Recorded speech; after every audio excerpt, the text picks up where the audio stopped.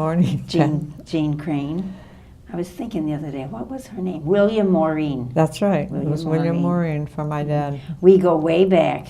Yes. At least 62 years. That's right. Plus. Very We good. went through our basic training together. We did that, and then midway we lived together and Yes. saw what other training we still needed to do. So that was interesting. We had an adventure in Kentucky one summer. I forgot that. We'll talk about that later. Thank you for your willingness to come and share your story. You're an important part of our history. And your story is going to be on YouTube. It's going to be on the congregation website, so your family can have, and friends can have access to your journey thus far. So thank you. I'm glad you warned me. Let's be yourself. Just say it like it is. Let's start at where you grew up and your schooling and siblings and grade school, high school, and then what happened. Okay, I grew up in Florida. I was born in Tampa, and when I was 5, we moved to Lakeland, which was nearby. I went to the Catholic school there. I had these Franciscan sisters from Allegheny, and then I went to public school, but I continued to take piano lessons from the sisters. And then when I made my decision to go to Barry for college, my piano teacher said, "Don't let those Dominicans get you." And I said, "I would never be a nun." So here I am. So 2 years later, I'm in Adrian. So the Dominicans got you, huh? The Dominicans got me. How did that happen? Well, I think I was so impressed with the sisters at Barry. They were lively, they were always happy and joyous, and I was drawn to them. So compared to their grade school sisters, you saw a difference? Yeah, and they were very, I didn't dislike them. No. They were very nice, but I just had never had a thought of becoming a sister until I met the Dominicans. You have your siblings. Yes, my sister's the oldest, Frida, and I was always glad she got that name so that I didn't get it. And she passed away about 5 years ago. And then my brother Bob, excuse me, and then me. And 11 years later, Bill came along. And Bill and I are the closest now because the older two were in college by the time he was a kid, so he didn't really know them very well, but we all are close, yeah. All right, and then so you went to Barry. So what happened between high school and Barry that you didn't even think about your vocation? I was going to Barry, and I loved Barry from the beginning. What was it about Barry that you enjoyed so much, that you loved? Well, it was, first of all, it was very different from public school, and that was fine. I had no problem in public school. But I think it was mainly the nuns. They were just very friendly, very helpful. And of course, at college level, you're treated differently from high school anyway. You're treated more as an adult. And so the whole atmosphere was different. I like the smallness of Barry, too. I'm happy I didn't go to a big university, And I'm sure at that time, there were a lot of sisters that were at Barry. Oh yes, almost all of them. I think the only lay person was the PE teacher. Who was the president at the time? Sister Edmund. Oh, that's right. Yes, and then I was in music at that time, so I had Sister Mary Catherine Brennan and Sister Maura. Oh my. And Sister Marie Carroll was there. A lot of the sisters were quite young. Sister Arnold. But I think now, I realize now how young they were to be teaching in college, but they did a wonderful job. Yeah. Was there one or two that were instrumental? I think Maura and she was Thomas Gertrude then, Mary Catherine Brennan. Right. They were the most, but Maura particularly, and she was my sponsor. And when I was a sophomore and decided that I did want to enter, she was the one who helped me. Okay. Yeah. How lucky. Yes. So then you came to Adrian when? In 1956, June 26, 1956. You should remember that day well. And tell me, who came with you? There were two other girls from Barry, Mary Catherine Clyott and Joanne Raruka. And Joanne was in the congregation for quite a few years and then left. Yeah. Did your family accompany you? No, no. My family put me on a plane in Tampa at midnight. When I think of it, I don't know how I did it, but and then Maura had arranged for some sisters in Detroit to pick me up, and they drove me into Adrian. So you actually came on June 26th? Yes, I did. And the rest is history. Well, what about the history? The history has been. I was given an appointment the day we made First Profession, and I was sent out to Detroit, St. Edward's Parish, and I was, my superior, Sister Marie Gilbert Lavoie, that's when sisters were just starting to get cars, and she said, I think you'd make a good driver, take driver's ed when you go to Adrian this summer. So I did, and then I got appointed to Newberry, Michigan. Oh, it's Newberry. I knew it was far up. Yeah, so I don't know why a Florida girl was sent to Newberry, but I was. And what was that experience like? It was very different, and of course we had learned to drive that summer in a brand new automatic. When I got to Newberry, it was an old standard shift, so I had to teach myself to drive the standard shift. How many sisters? There were three of us. And we had a catechetical center. Oh, so it wasn't a regular? No, it wasn't. And I also gave piano lessons. And I had the organ and the choir. So the first day we were there, I was told that tomorrow we're going to a meeting in Escanaba. Well, that could have been Timbuktu as far as I was concerned. So I drove us there and got us home safely. After that, I did a lot of driving. Everything was far away. Somebody had a plan for you when they told you to take driver's ed. Yes, but the one that suggested it never got the fruits of her suggestion because she was still the only driver, I guess. What was it like going way up there and living in a place with two other women, two other sisters? It was not easy. Yeah. But that's where I learned to live one day at a time. You know. When you say it wasn't easy? Well, I had no prior experience of snow and ice to that degree. I had very little experience of any snow and ice, but it wasn't easy. It was just they were three very, very different people, and there were times when it was difficult, but. That's a challenge. It was a challenge, yeah. And there were times when I questioned, should I stay here? Right. Can I live my life this way? But then it's also when we first went into provinces, and and so when we had visitation, and I can't remember the sister, but I spoke my mind, and then I got changed at Christmas. Of course, everybody, if you got changed at Christmas, and people were very suspicious. So that was your first year. You were only there half a year? I was there 2.5 years. 2.5 years. 2.5 years. The third year, the half year, was the year we opened the school. And I had second grade, and of course I didn't have much experience teaching. I was still green as grass, but anyway, I survived it all, and here I am today, 62 years later. How long were you in Newberry? 2.5 years. And then you went to? Utica.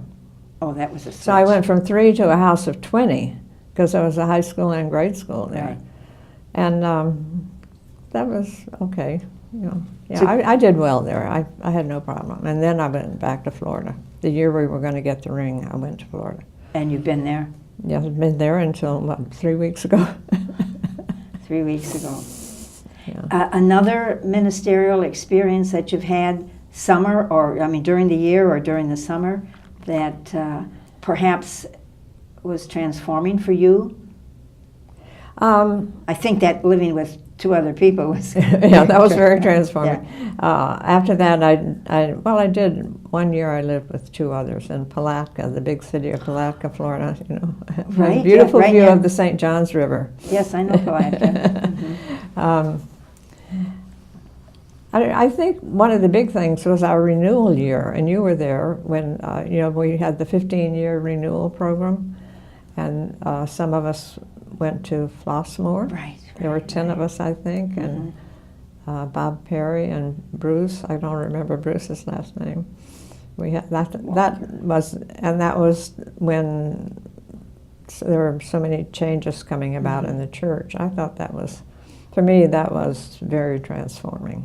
What made that summer transforming, that experience? I think it was being able to comprehend some of the changes that were coming and adapting and realizing that adapting was not bad. Everything, it was good. And then also, there were 10, we had a good time too. We did things together, and those two priests, I think, really helped us examine things we hadn't thought about before. Perhaps questioned things we'd never thought about before, but it certainly led us to be the women who would question and not just automatically do. But you started that questioning back in your first ministry when you questioned and you said how you felt about the situation. Yeah. Well, so that was good. You know what you need to do. And I would only have to say that God directs you. If you're open to that, you're okay. So what other experiences that you would like to share with us? Well, when I worked on my master's at Berry, and I got that in guidance, and so then I went into guidance full time. I love teaching, but then when I went into guidance, especially on the high school level, you learn a lot.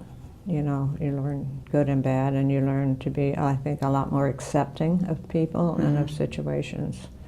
So, what kind of counseling did you do? Individual or group? Mostly individual. A lot of college counseling and that type of thing, but also personal counseling. And I was just looking over some things when I was getting ready to move, and I found a note that one of the students had written to me. She had lost her father. And at first, she was very blasé about it, but then after a couple of weeks, she would appear in my office and say, "Sister, can I come in? And it was a beautiful note she wrote telling me how much I helped her, which I never probably at the time realized, So it was good to be able to get to know the young people and realize what some of their difficulties and problems were, and hopefully help them look at them in a better light and look for alternatives. So young people had challenges back then, huh? Yes, they did. Probably harder challenges than we, and now I don't know. It's very difficult now. But at the time, those were significant challenges. So that's a great gift to be able to have, is the counseling, the ability to listen and let them come to their own conclusions, but guide them along the way. What a tremendous gift. And that's something you always do. Yeah, well, I try to.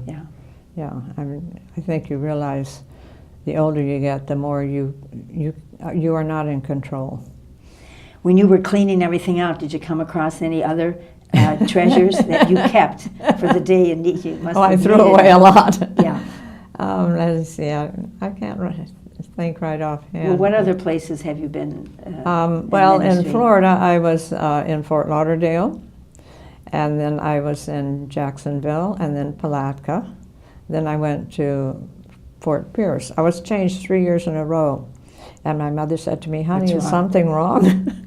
I said, "No." I said, "I'm so good, they want to share me with everybody." Very good. It's a great response. So my father liked that response. And when I went to Fort Pierce, I was teaching in the grade school, but later I moved to the high school as a teacher and as a counselor. I also did some elementary counseling for the diocese during that time, and trying to get the counseling program started in some of the elementary schools. That was quite innovative at that point. Oh, that's great. Yeah. What was innovative about it?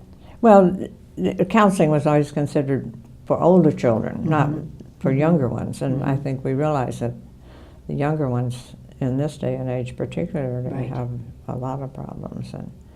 And you know, you ran into family problems that, I mean, I had a very stable upbringing, and you ran into family problems that you think, you know, how can these people endure and come out on the right side? But you do your best and pray for them.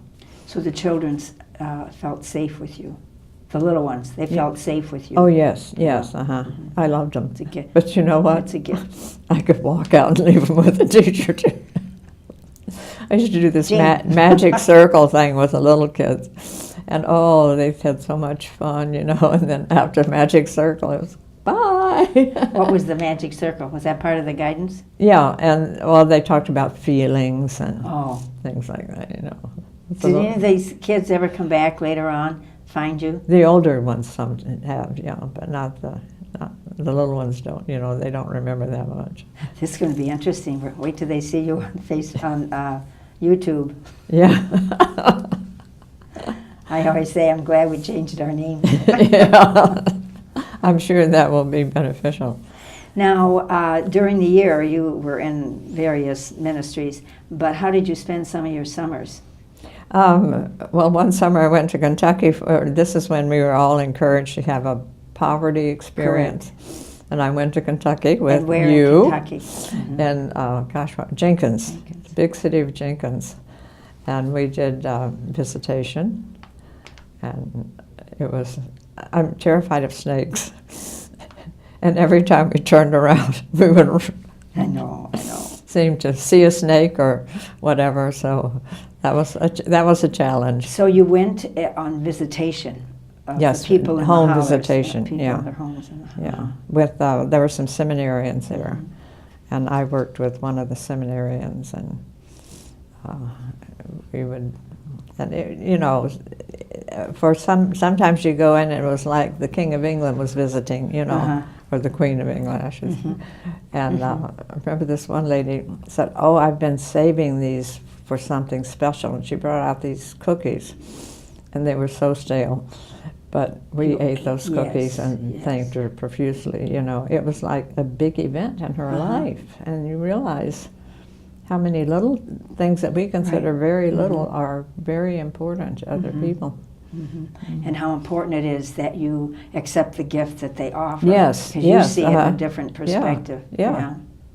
I mean, we had cookies around all the time, and she was saving this for something special, you know. And you were that. I was the special. As you looked at its time in your life to make a transition, and you've always lived in Florida except for those few years. Yeah. What encouraged you to look at it's time for me to let go and move up to Adrian? Well, it was getting more difficult to live alone. Well, I lived with another person, and we did fine. Her health was not as good, and I was doing a lot of caregiving, more or less, for her. And then after I had my accident last year, and I realized my health was not as good as it used to be, that it was time that we needed to come. And also, I had been here for General Chapter, and I was here for a month for rehab after I had an accident. And I realized what a good place and how many opportunities there were here. And I just decided that even though I really hate leaving Florida, and I don't like cold weather, but here I am, that it was time. And I wanted to get here. I didn't want to be carried in. I wanted to be able to walk in so that I could still take advantage of all the opportunities here and enjoy being here, and not just lying in a bed or whatever. And participating in this interview is one of the great joys. I've just been looking forward to it. Especially with you, Peggy. Yeah. What do you do for fun? Well, I like games, and I like playing cards, and I love to read. So we play piano. When I was still in Florida, there was a little bridge group that met twice a week. So Tuesdays and Thursdays from 1 to 3 we played bridge, and that was something I enjoyed. But it was also, in a sense, a ministry, because a lot of those ladies had very little. Some were Catholic and knew, but some of them really had probably never talked to a nun or knew anything, and they realized. I hope they realized that nuns were good human beings, and human. They were human. Yeah. Traveling. Do you like to travel? I love to travel. That's what I thought. For many summers, I took students to Europe, which it was work. I worked my way through Europe a number of years, but I enjoyed it. The secret was, if you do that, make sure you take good kids, because even good kids can be problems, But I enjoyed that a lot, and it gave me a lot of opportunities to see and do things that I would never have been able to do. Who sponsored those? We went through a company. Yeah. Foreign Study League? Yes, a foreign study group. Yeah. What of all the places that you were able to visit? There are a couple that stand out as far as awe and inspirational and beauty. And well, they were. Well, Switzerland, of course, was the most beautiful, and we always tried to do that in the middle. So the students, after so many cathedrals and museums and so on, they needed a little break. So then we'd do Switzerland, and then we'd finish up with more museums, cathedrals, and you set your rules beforehand, But Switzerland was always just magnificent. We went to a small town, and the students could go up on the Jungfrau Mountain and ski, and some of them had never seen snow, so that was really wonderful. That's right. As far as the most interesting, well, of course, Rome, but I like art. I think Florence was one of the most interesting as far as art goes. I love art. When you're walking down the street and you think, this is where Michelangelo walked. Well, I love history too. Huh? I love history too. History. Yeah. Sister Arnold was one of my teachers at Barry, and it's great to see her here. I know, and she's she's a gem. Yeah, she is. Yeah. Any other plans for travel? I don't know. We'll see. Detroit, downtown Detroit, you can take you. As long as I'm not driving. I say I'd take a free ticket anywhere. Good for you. Good for you. Yeah. So what are you doing now that you're here? And I know it's important that you just take it easy and get acclimated and get, Well, I definitely will find some kind of little job, volunteer job. Yesterday I helped with the mail because Maureen is going to be gone, and so she asked for me to come and learn what to do so I could take her place while she's gone. And I don't know, I worked in the Literacy Center in West Palm, so I might do that. And then also I've been approached about working in the archives. So we'll see what works out and what I'm good at and what I enjoy. I mean, I don't want it to be something I don't enjoy, I mean, not that I'm going to be thrilled, but you don't want to do things that you don't like, at this stage in our life especially. So we're only to do things that we enjoy. Yes, that's right.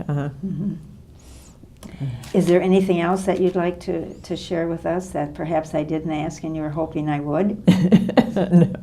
The only other thing I'd like to add is that I really feel the gifts that God has given me in my life, and the blessings that I have gotten, and that's something I try to be aware of and give thanks for every day, because I think we are all blessed, and especially as Adrian Dominicans, we're doubly blessed. Have you met anyone who you perhaps considered significant in your journey as the Crane girl? Have you met someone on campus at this time that you feel significant? Well, again, I'd have to say the nuns at Berry, Mhm. you know, they were just such wonderful people, and still are. And then our renewal summer, that was very significant for me. Mhm. Yeah. Because Because what made it it significant? gave me a whole new outlook on religion and life and Mhm. my relationship with God Mhm. and with others. Mhm. You always seem to be at peace, and you always give the appearance that. Well, I've been told that, and I usually am at peace. You know, I came up here in June to visit, and I wanted to talk about, start making arrangements for coming here. And I was sitting in the airport in West Palm, and this gentleman was across. I mean, he smiled, and I smiled. After a few minutes, he came over, and he said, "Would you be offended if I asked, are you a nun?" Oh. I said, "No, I'm not offended." "Yes, I am a nun." And we talked for a while, and then he said, "The reason I thought you were a nun is because you have a certain peace about you." That really struck me, Wow. and I didn't even know it. I mean, you know, I don't think, oh, yeah, I'm this real peaceful Isn't person. that something? But it gave me a lot to think about. So you preach by not saying And a not word. even knowing it. Yeah, yeah. But don't you, or do you feel that in all your years of ministry, and as they continue, that the lives that you've touched, Yes. we don't even realize? That's it. Yes, yes. Uh-huh. That's true. Right. Just by sitting in the airport. What a gift, though, really. Uh-huh. It's But life-changing. it's a gift from God. Yeah. Don't ask me. Yeah. Yeah. Well, I think some of us that are always running around, Yeah. you know, in your presence. Yeah. You do. Do you have a favorite scripture saying? I think there's a line from the Magnificat, "The Lord has looked on his lowly servant," or "the Lord has blessed," something like that. I think that's, you know, I just feel that my life is a blessing from God, and anything I've done or can do is a blessing from God. And you freely give that back. And Without, you freely give that out. I try to always be available when. You ever get angry? Yes, of course. I'm still human. I do get angry. Not very often, but when I get angry, you know I'm angry. Very good. So this is it. That's all you have to say? Which is a treasure. That's all I have to say. Well, in the name of the congregation, I certainly thank you, Jean. Yes, you are a very peaceful person. And it's you, just in your presence, you bring people to a certain inner peace that we thank you. that we treasure. So you've been a gift to the congregation in your service to us in your many ways, and all those people whose lives you have touched.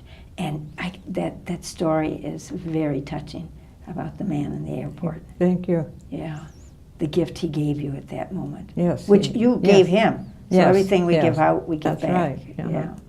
Yeah. So may you continue to enjoy your journey here in Adrian. Thank you. And just know you've got a bed when we have that big doings next summer. You don't have to wonder where that's you're right. going to stay. I know. I don't have to worry about where am I going to be. Right, right. Yeah. So we're glad you came, and continue preaching the good news by your Thank you. peaceful presence. Thank you very much. Thank you, Jean Crane, formerly Sister William Maureen. All right. Thank you.